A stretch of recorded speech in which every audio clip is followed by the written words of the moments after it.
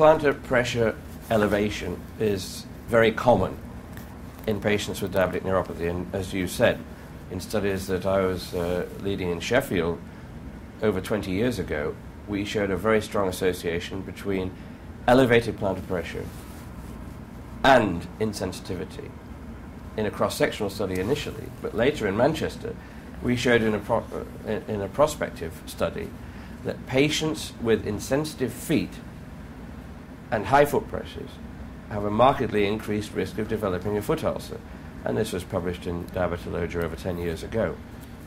So high plantar pressure plus insensitivity is one of the pathways to foot ulceration of a plantar ulcer, of course, in the insensate patient. The studies that we did in Sheffield and Manchester in England used an optical pedobarograph. Now, this is an expensive piece of equipment, and there are many other foot pressure measurement devices which are very complex and can be expensive. And these aren't, of course, required in the comprehensive diabetic foot exam. But there are a number of simple pressure mats that can be used, and these cost only a few dollars and can be measured in a patient who takes 1 footstep over them, and it gives you a black and white pressure mat of that footstep. But we believe that such mats are useful in the overall assessment, and they can be used as an educational aid as well, because patients have a poor understanding of what neuropathy is.